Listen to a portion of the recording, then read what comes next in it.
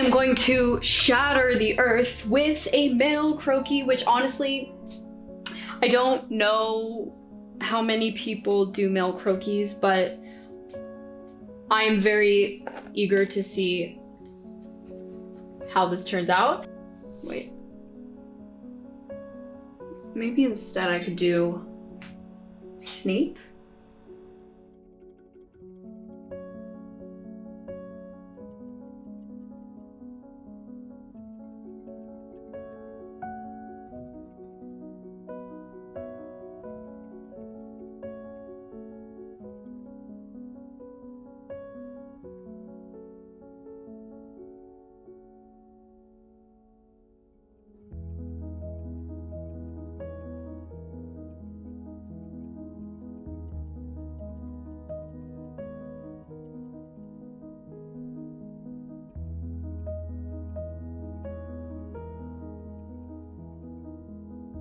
Again, we're going to be doing a totally different proportion for the male croaky.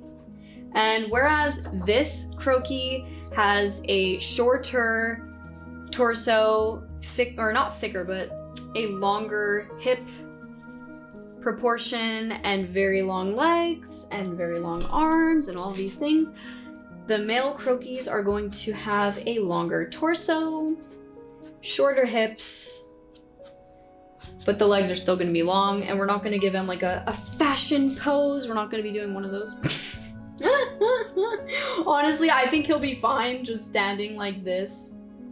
We're also going to give very, very strong legs. The legs are very important to look manly.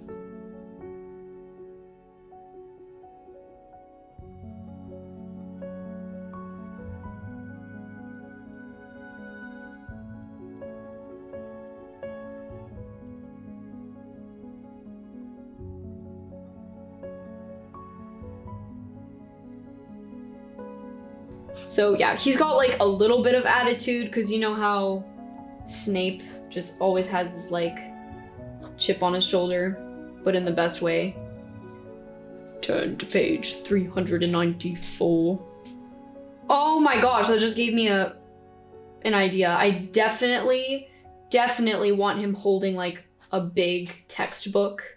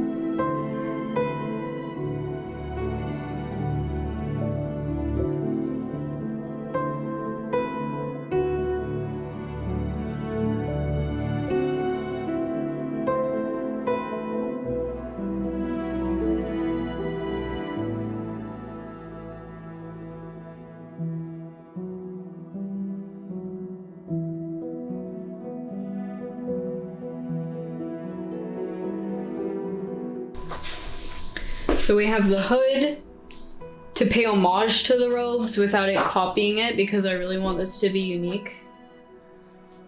The idea is that we're basing it off of the Wizarding World, but imagine the Wizarding World in 2020 with access to some kind of magical interest.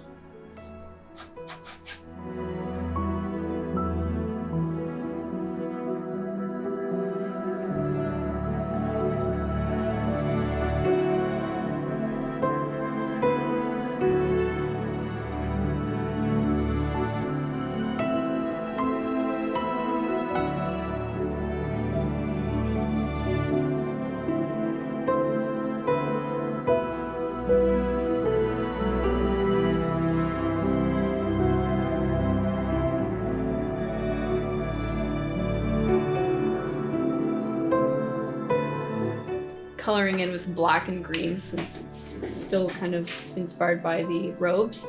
But this is supposed to be like they're rolled up, almost as if it were a sweatshirt ribbing that's rolled up to tuck in, because this is a dolman sleeve situation. There it goes again with the situation word. For some reason, whenever I try to describe clothes, I'm always saying it's a blank situation.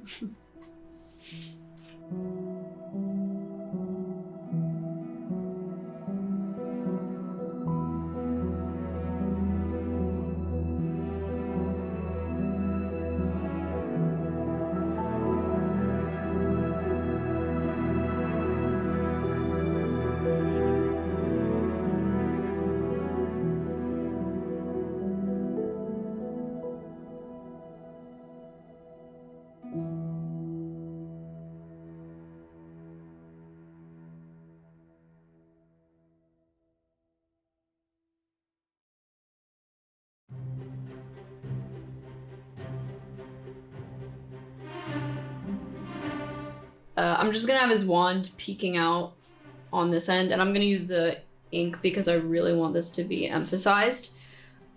It doesn't look big enough. Okay. Yeah, so that is his wand. I want to keep it super straightforward because he is clean and sleek.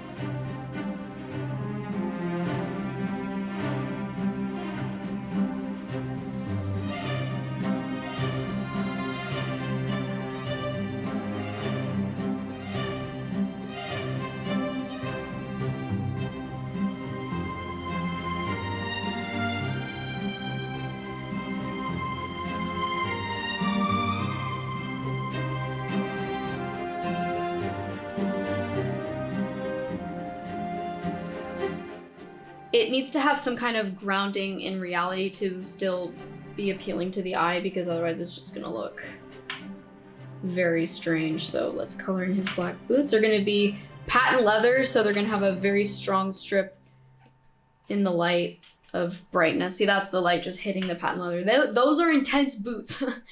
So anyways, he has a very Tom Brown kind of style. Whew. Thanks, Snapey styling! Woo-hoo-hoo-hoo. He has a handmade wand. Handcrafted by the Parenza Schooler team.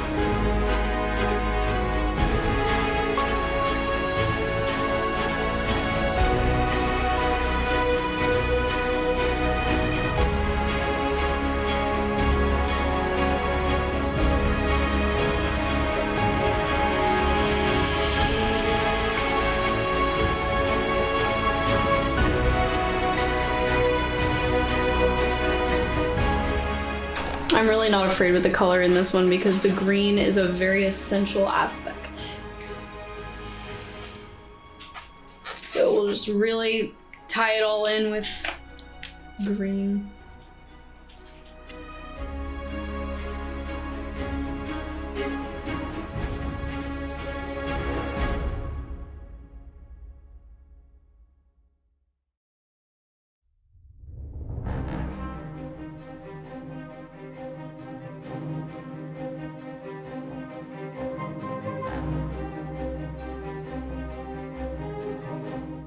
I would imagine this very bizarre trench robe kind of look would best be suited in a like wool material because it does have a lot of movement and texture for a robe. So all of this creasing, all of these gathers here, I would find this most appealing in like as an actual sample with a wool material. If anyone were ever to attempt this ridiculous, insane look.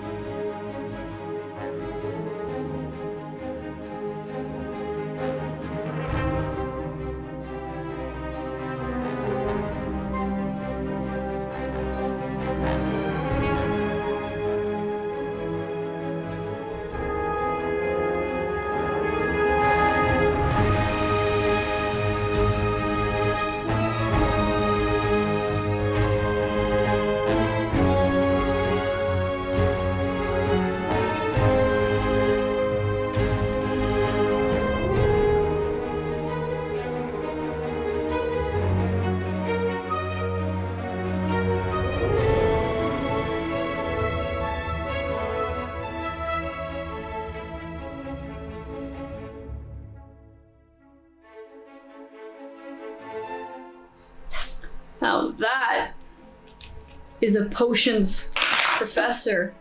We're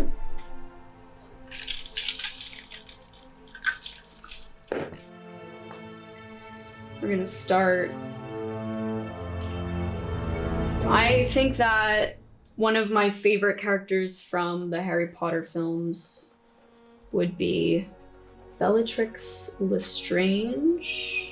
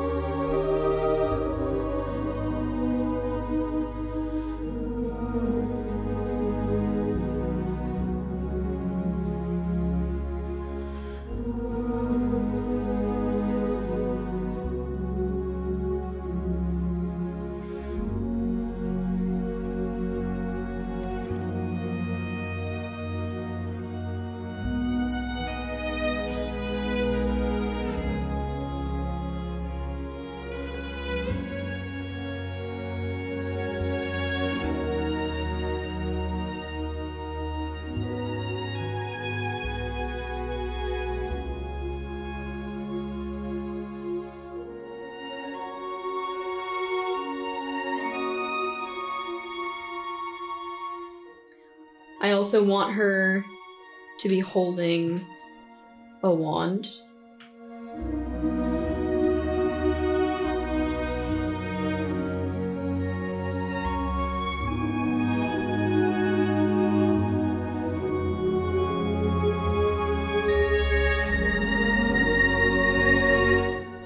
We're giving her a very large wand. That's actually a really, I don't think that's accurate to Harry Potter proportions. But as we said, this is exaggerated, so she has a very croaky-sized, appropriate wand. I even love the idea of giving it some, what do you call these? A very natural element of like twigs kind of popping off with like little pip details, little flower petals. So we're giving her a very trendy wand. One finger pointed, the rest grasping Very dramatic.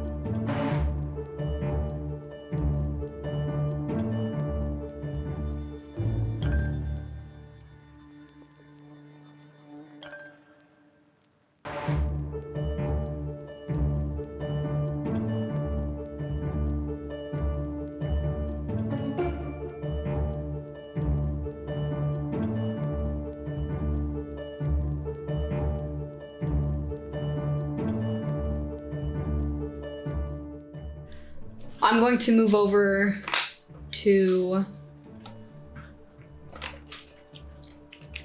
the dress design. We can even kind of fill in the shading a little bit of her hair. So I imagine her to have a bustier corseted bodice and to start us off. So it almost doesn't matter that we drew a very realistic bodice because she is going to have boning princess seams. She has almost a Victorian inspired element because it's such an exaggerated silhouette.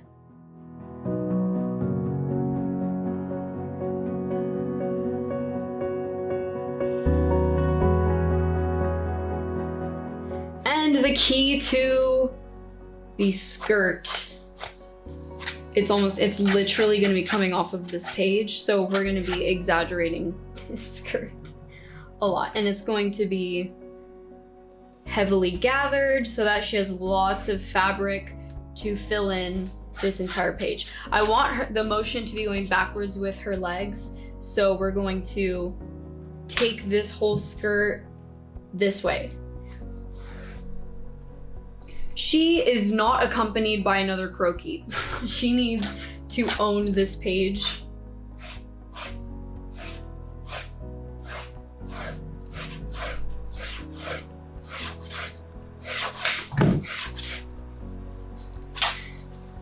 All right. And again, I'm going to be coloring this in, so the guidelines are all going to be very lightly shaded, which I don't do with my other croquis that are gel ink because those are very dark.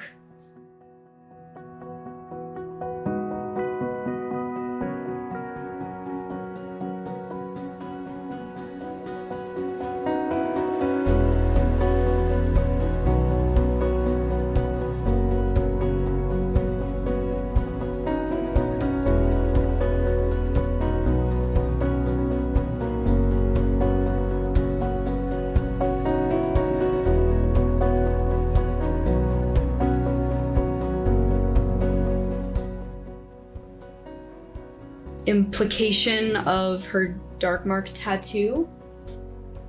We already have quite a bit of drama with her look.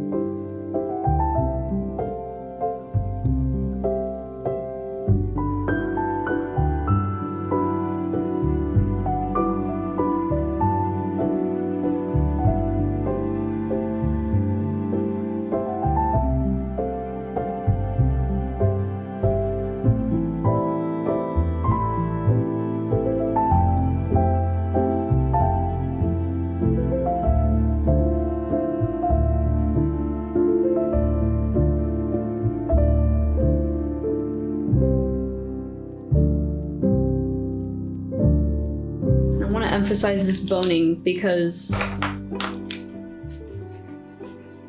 the boning is a key structure to this bodice that gives context for how structured it is, because really nothing can look like this unless it has boning.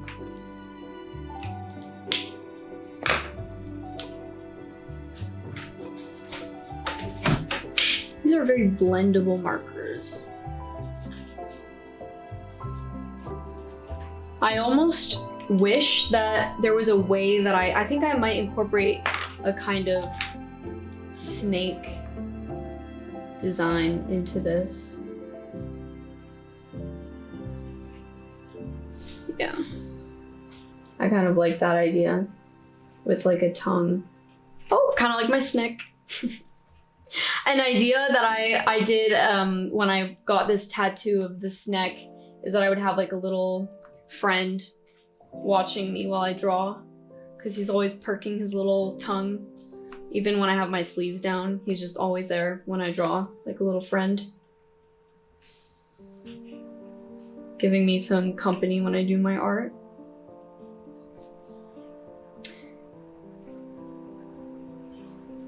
So we'll just give like little eyes.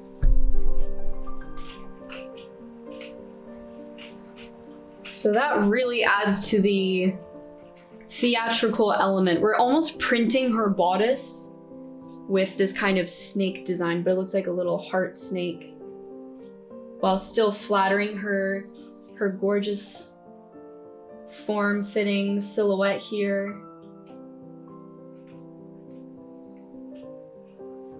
So in the end, see, this is where my process kind of happens, where I just saw how the bodice was shaped as I was drawing it, and it actually kind of inspired this snake heart bodice printed design. And almost in the end, it almost looks as if it were a sweetheart neckline bodice, which would be extremely difficult in reality to make this kind of a bodice, because boning and structured fabric such as a taffeta that would make this bodice would be extremely difficult to manipulate into a sweetheart neckline.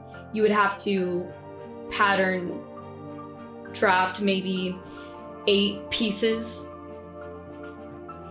and do a lot of ironing. But as a drawing, it's much easier to just shade it and draw it, and then it's done. So anyways, that's our heart snake Bellatrix bodice. A lot going on there, but oh, in fact, because now I have started developing this snake, we can actually incorporate this gorgeous emerald green. Oh, that's so... Okay, I'm sorry, I get really nerdy, like excited when I'm doing fashion croquis sometimes. This is my process. All right, so we've got the boning. And instead of coloring it all the way in for a sense of realism, I'm just going to shade it with, oh, Poochie's friends.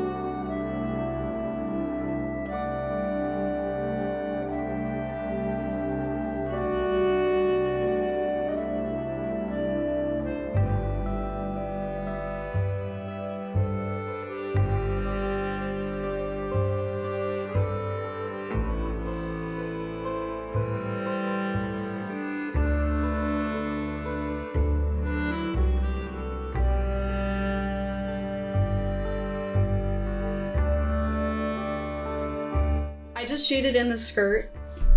This is a really long process, so I just need to go in individually I really want her to have a chiffon, taffeta. I mean, we have so much going on in the skirt. And that's why I'm giving her this effect of almost a tulle skirt, like the Betsy Johnson in the early 2000s, Vivienne Westwood kind of drama, where it's a slightly alternative and dark influence of a dramatic skirt. We don't want her to be a ball queen. We want her to be a dark queen.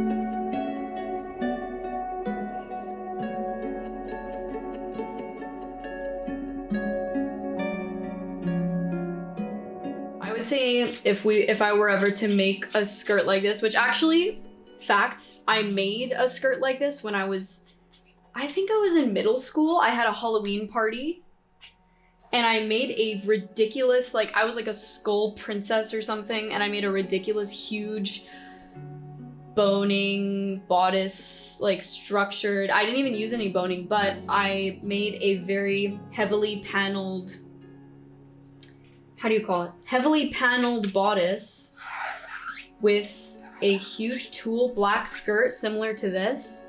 And I didn't even need a layer underneath because there were so many heavy layers of tulle similar to this that it's just all the layers and layers and layers create a full skirt. So it does take a lot of fabric though. I'm pretty sure I needed 6 yards just in order to make the base of the skirt.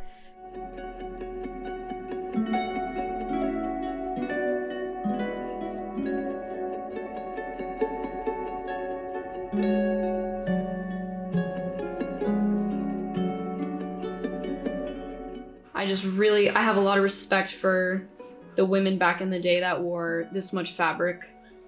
I did see a YouTube thumbnail in my recommendeds the other day saying, how did women pee with these skirts? And I'm asking the same question because gotta have a lot of respect.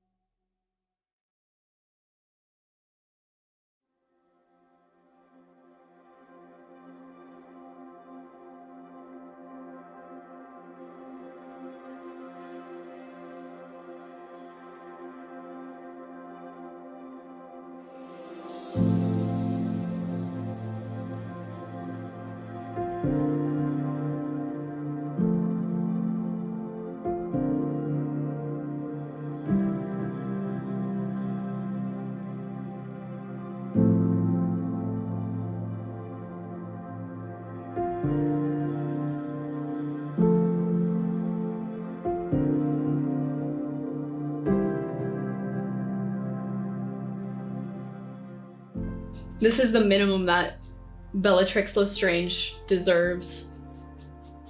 And I'm gonna give her kind of like gray black hair. I do recall her having grays in her hair, which I love, by the way. She's just kind of ageless. She has gray, but still looks fabulous. Although I did modernize her with the jewelry a little bit. I'm not gonna interfere with any more jewelry though. I think that she's perfect enough with whatever the heck this look is. Oh, and I just thought of this. I really wanna add the tongues.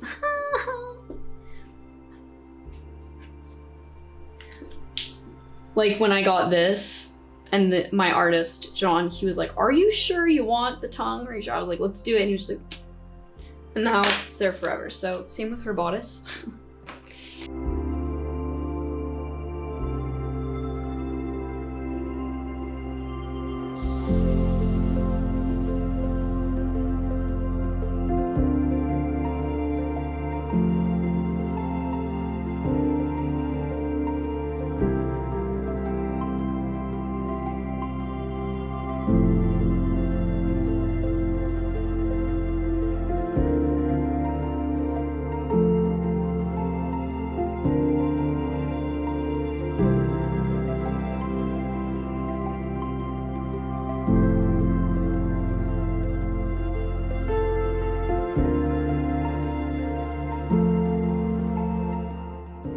For all I know, she has no shoes.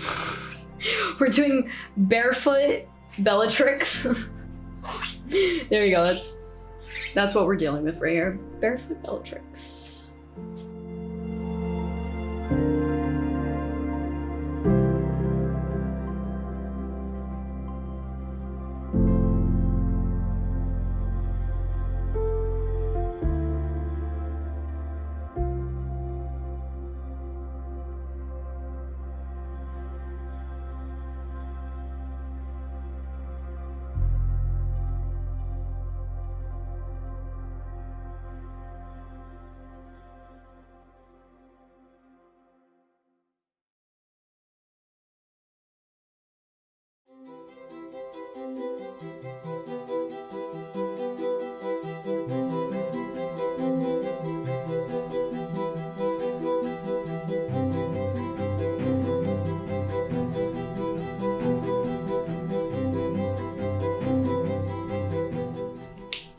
Because you have 3 colors. You've got the red as an accent, you have the green as a secondary accent, and the base is gray and black. So to tie it all in, we need to make sure that these accent colors are consistently being accented.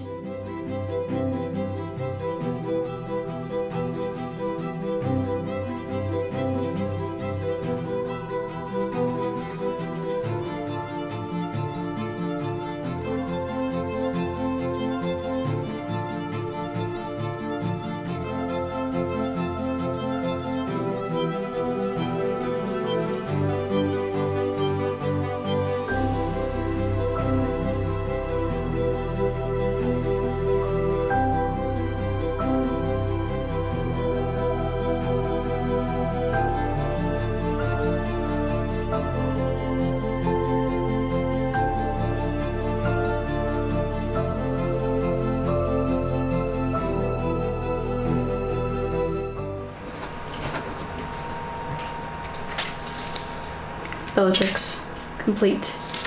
And I like how it's almost like she's walking into the other page. She's like, gonna take over these ladies. These ladies are just having lunch. And she's like, oh. Yeah. But anyways,